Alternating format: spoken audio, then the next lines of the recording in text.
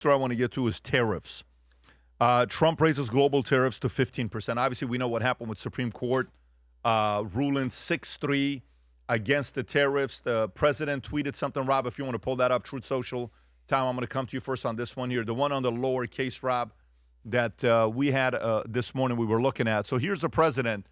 Based on a thorough, detailed, and complete review of the ridiculous, poorly written, extraordinarily anti-American decision tariffs issued yesterday after months of contemplation by the U.S. Supreme Court, please let the statement serve that I, the President of the United States, will be effective immediately, raising the 10% worldwide tariffs on countries, many of which have been ripping the U.S. for decades without retribution until I came along to the fully allowed and legally tested 15% level. During the next short number of months, the Trump administration will determine and issue the new and legally permissible tariffs, which will continue our extraordinary successful process of making America great again, greater than ever before. Thank you for your attention to this matter, President Donald J. Trump. Rob, there's another tweet as well that he did towards tariffs, if I'm not mistaken, that we were looking at this morning. No, not this one. Not this one. Go back to that one. Let me see what it says right there. My new hero in the United Supreme Court is Justice Brett Kavanaugh and, of course, Justice Clarence Thomas and Samuel Alito. There is no doubt in anyone's mind that they want to make America great again. So you know what he's saying there. Tom, where are you at with this now after the announcement that was made last Friday was sudden? What's he saying here, Rob? This is where it calls out Neil Gorsuch and Amy Coney Barrett. Whether people like it or not, never seems to happen with Democrats. They vote against Republicans and never against themselves almost every single time, no matter how good a case we have. At least I didn't appoint Roberts, who led the efforts to allow foreign countries that have been ripping us off for years to continue to do so, but we won't let it happen. The new tariffs, totally tested and accepted as law, are on their way. President Donald Trump. Tom, thoughts? So a couple things here. First of all, in the midst of the cacophony, you had Rand Paul step up and said, "Look, we don't want a president to use executive order when the power of executive order isn't there, because the precedent is when we have a liberal president or somebody from the other side, you're going to get stuff coming back the other way. We have to do this orderly." But Rand Paul is not necessarily, anti-tariff. So on one hand, I get it. I get that we don't want to use the executive order if there's not authority. However, on the other side, we have been doing nothing. And what President Trump showed was leadership on tariffs, which I agreed with. We got people to give us trade deals. We got people that come to the negotiating table and got things shifted. That he's right. We had decades, certain industries were at disadvantage, and our own government didn't care about our own people in our own industries that were going through it. And Trump went out and did it. Now, what I don't like is the politicization with ignorance. And the politicization with ignorance is the Dems and the liberals that think, we stopped Trump. Wait, what did you stop? The tariffs have been working.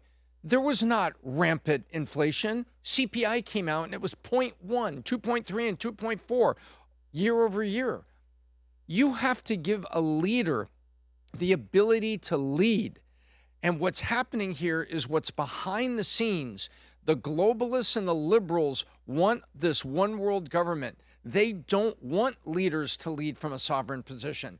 And so they're trying to stop him. But what you're seeing with Trump is he's trying to lead. And it's very tough for a leader to lead in a committee environment. And that's exactly what you have in government. And he's trying to sit down, get to certain points, and push them. And so the Supreme Court decision disappointed me because I read it and I believe that there is executive order capability in the area of tariffs. They're saying no. But Scott Besson has been saying for a year that they have other tools. To me, it's not that they have other tools to get it done. They're going to get it done for our economy. He's not going to give up. The issue is we've got liberals that think it's a good thing that you've incapacitated your leader from making good decisions for your country to right wrongs that have been going on for decades, and you don't like him, so anything but him. That's the part that sickens me. The part that sickens me is no one is looking at the success we've had on trade, Pat. No one's looking at the success we've had negotiating with people. It's just anti-Trump. And that's the part that just pisses me off. I want you to see this clip, and then Vinny, I'm coming to you. Okay. Go ahead, Rob. Mm-hmm. Justices Gorsuch and Barrett, are you surprised in particular by their decision today? I And am. do you regret nominating them? I don't want to say whether or not I regret. I think their decision was terrible. Yeah. I think it's an embarrassment to their families. You want to know the truth? The two of them. Yeah. By the way, he started soft, and in his mind, he says, Trump, go. It's an embarrassment to their family. So at first he was soft. Vinny, where do you stand? Well, I mean, like honestly, is anybody out there surprised? It's been an uphill battle, to say the least, from 2016 with Russia, Obama, spying, fast forward all the way to shooting him, to even trying to win for America, and it's not like it's not working. How many billions and billions of dollars? We're freaking coming back. We're coming back, Pat, and it just drives me crazy that even when you try to say, Tommy, Republican, what was it? It's like, enough already. Can we just, the guy's doing a fantastic job. Yeah, I have some criticizing points on some other stuff, but like, what are we doing? It's working. We're respected. The money's starting to come in time. You talked about the numbers with the percentages and everything's coming back. It's like, give me a break. When is enough? When's it going to stop, Pat? When are they going to say, okay, listen, you're the president. We trust you at this point. Go do it. Let me see the breakdown. Let me see the case study. Oh, you made us $300 billion? Okay, keep doing your thing. They're respecting us. Do you understand what I'm saying? Yeah, Tom? on April 1st, the market goes down, and then the market comes back all the way through the year, comes back, consumer CPI comes out. There was not rampant inflation. Does the liberals want to come to the microphone and say, oh, I'm sorry, I was wrong. I said there'd be rampant inflation because of his tariffs. It didn't happen. Oh, we got trade deals done for a number of industries. I said that would never happen. Oh, wait, gosh, it didn't. Look at this. There's a success on it that no one wants to talk about. Here's my concern with this is when your president that you voted for is in, you support executive orders, whatever he wants to do, right? When your president, the president you voted for, is doing president you executive orders? voted for, you probably align with his ideas. What percentage? Say 90%? Probably 90%. Yeah, Okay, probably. all right. So you want that. Go make decisions. And remember, you can celebrate it when you're president until the other side gets elected. Of course. My biggest trust in the system and the Constitution came when I found out what the most powerful community is in D.C., and that's the Supreme Court. Of course. We learned this during COVID. Mm-hmm. We learned this the last 8 years. It's the most powerful. So check this out.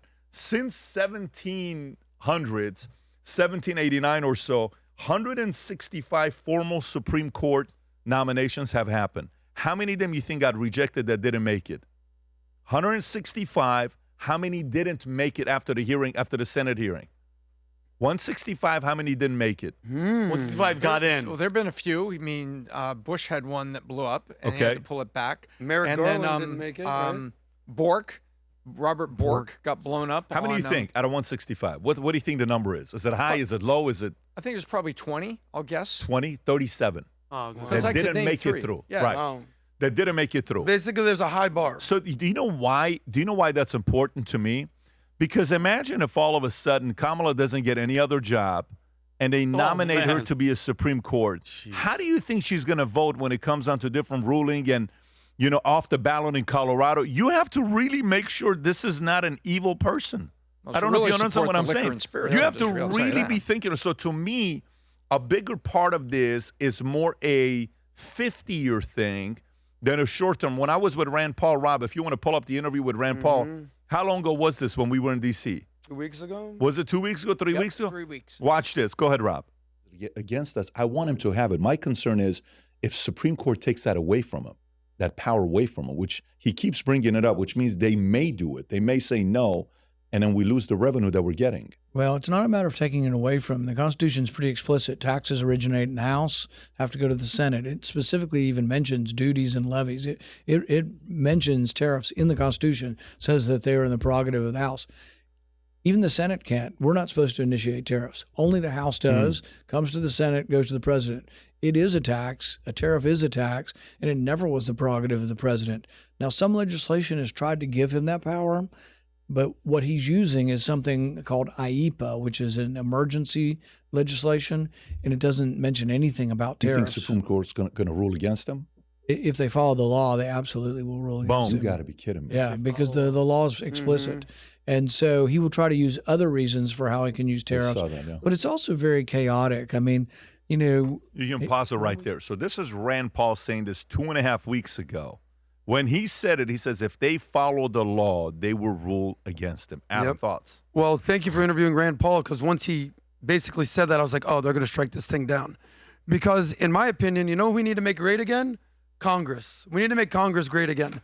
There was a time where Congress actually did their job, but we're living in such partisan times that they can't even do anything. So Trump has to do things like this. So if I'm a massive, massive MAGA Trump fan, here's how I'm thinking. Trump's doing the right thing. He's making America great again. We're going to impose reciprocal tariffs where they're going to pay. We've had, 2% tariffs in all these countries. We're putting it up. He busted out that whole chart. I love my charts. The EU, they're going to pay 39%. Vietnam, they're going to pay 90%.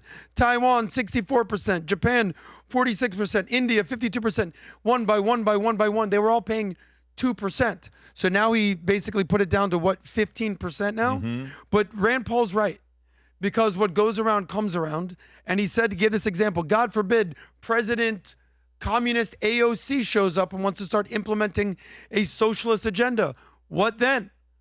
All the progressives are going to say, exactly, this is what we voted for. And all the people with common sense are going to be like,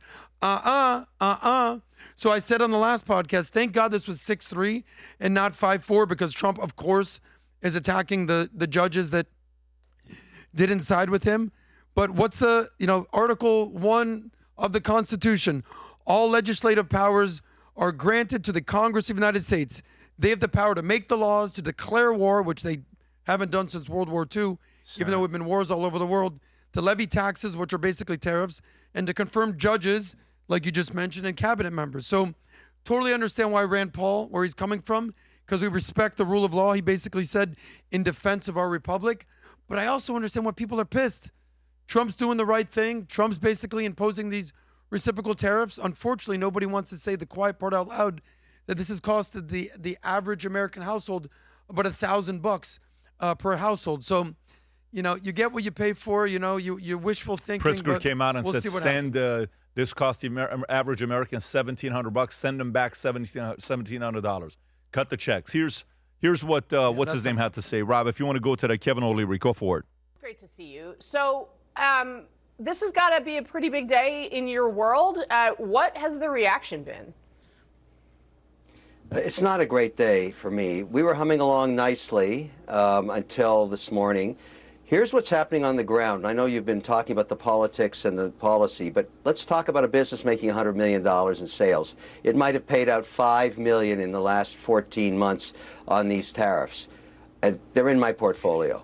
I got phone calls from our customers, from our lenders because we borrowed against our line of credit, and from our shareholders that we reduced distributions on during this period waiting to settle on the tariffs. They all want their money back. Now, to be compliant, what am I supposed to do? I don't even know how this is going to get filed. It's going to be with Treasury, not the IRS, I assume. I'm going to try and get a meeting with staffers, best of staffers, when I get to the State of the Union next week to see if they can give me some guidance, because my head's getting squeezed from the top and the bottom to be compliant. And every business in America is going through this right now. There are people that want their money back within the distribution, shareholder, and lender system. And for me, and I'm telling you right now, you're the first to hear it, I'm setting up a resource called wondertrust.com, hiring, if not hundreds, thousands of accountants and lawyers, because I don't know how else to be compliant. And I'm going to use them with my companies. What else are we supposed to do? Because everybody wants their money back. And I don't know what the policy is going to be on that. It's not a great afternoon for me, to be honest with you. Do you feel like you... Tom. Well, you see the waterfall effect. Everything's got consequences. And so now what they're talking about is there going to be a tariff refund for all the companies that have paid for that? That money. So in other words, let me translate tariff refund, folks. The government basically issues money. We used to say print money, but government just takes on more debt, pays everybody back on the tariffs. We take 2 steps back on balancing the budget. The can gets kicked down the road, and we are sitting there in a worse economic position long term. Trump is trying to turn the corner on this. There's so much to it. And Kevin O'Leary's right. Here he is, an investor. He's trying to help companies be compliant with the laws and what they're going to do. And he's got some people that are screaming, I want my money back. And he's saying, well, then how do we do this? How do we hand it over? Washington doesn't know and doesn't understand what it's doing. The liberal side don't understand the impact they have on American businesses, even though the Supreme Court has ruled the way Rand Paul thought they would rule on the rule of law. Tariffs are a tax. Therefore, taxes only come from Congress. End of story. It's such a bigger issue here about leadership in America and allowing the president to govern. There was a time where we could come together across the aisle, where Tip O'Neill would sit with Ronald Reagan in the Rose Garden and have lunch once a week and talk through things for the good of the country. Well, right now you have certain people that are worried about the good of the country, and it's the conservatives. I said this to you this morning, and I don't even know what other way to say it. I don't know if Trump's wiring is built for the speed of our system in America. I don't think it is, because his speed worked negotiating with other countries. It did, but can you imagine, like, you're working in a company that you're working faster than the company is working?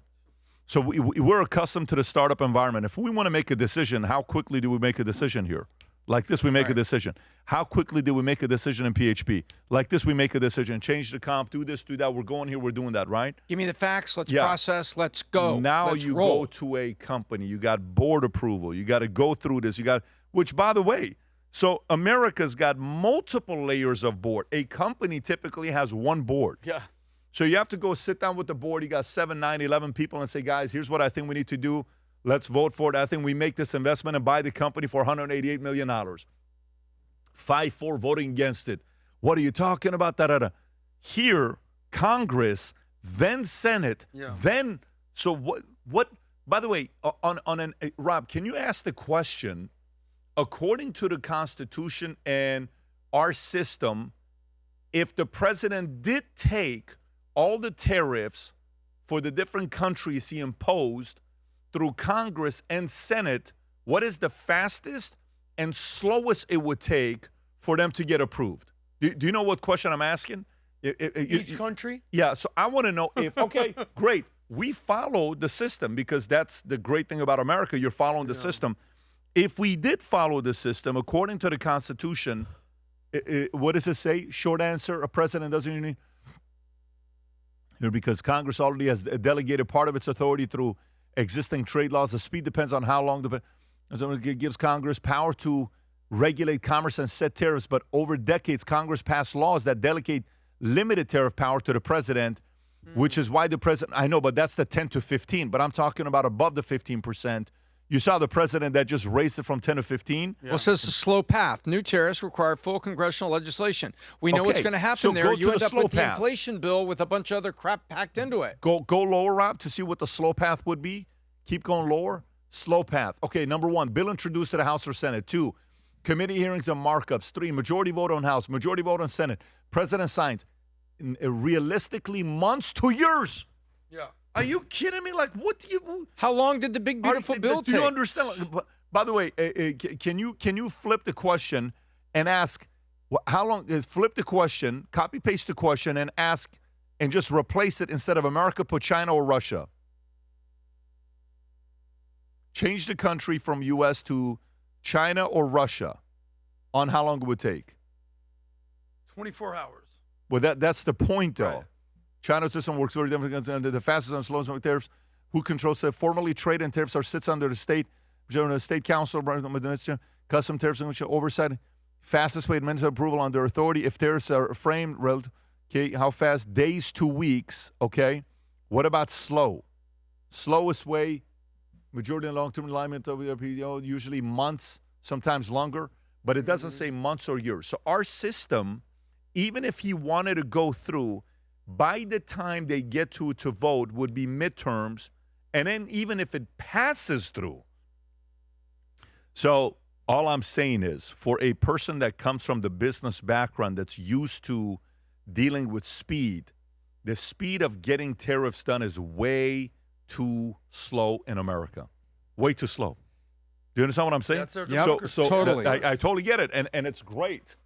Some would say, thank God it's slow. Right. Some would argue and say, thank God it's slow because, you're happy when certain things are fast, but you're like, remember day one, we're going to sign an executive order. We're going to sign an executive order.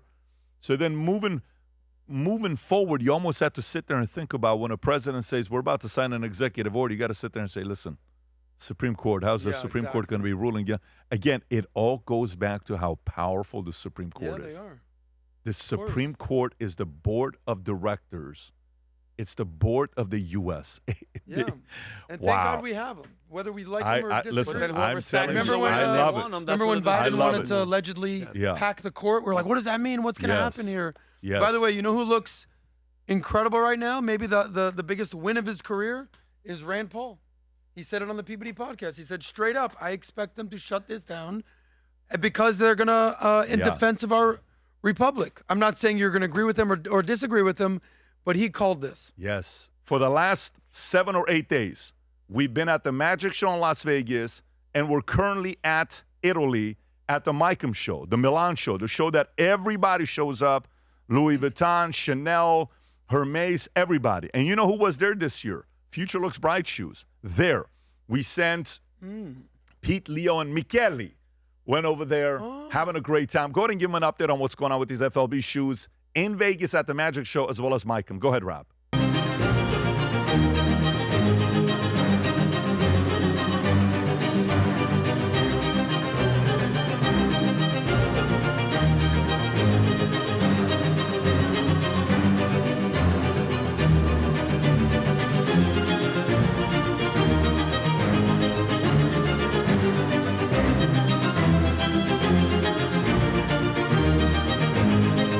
I just can't get enough. Okay, by the way, you know what I'm wearing today? Clean. Again, let me say this to you guys. I'm wearing my brown ones, okay? Future Looks Bright. Vinny's wearing his black ones, okay? From September 9th, when I tell you from September 9th till today, I've only worn these shoes except for 5 days. That's all I wear. 5 days, okay? And I love them. They're so comfortable. Every day, this is all I wear. For some of you guys that are asking questions about shoes, we haven't done a CTA for a couple of weeks because it sells out every time we do them, okay? So if you haven't picked one up for yourself yet, go to the site, take a look at the shoe, compared with all the other shoes, the Berlutis, the Ferragamos, the Xenias, the Guccis. If you want a shoe that has the same, foam, the foam technology in the bottom, like the On Cloud or the Hokas, and then the look of a Xenia with the leather, genuine leather from Tuscany, Italy, and you want to combine the two together for a reasonable price while you can sit in a boardroom, put up your shoe on your knee, and it says Future Looks Bright, and get the deal done. If you're that kind of a person, go to vtmerch.com, place your order. If you enjoyed this video, you want to watch more videos like this, click here. And if you want to watch the entire podcast, click here.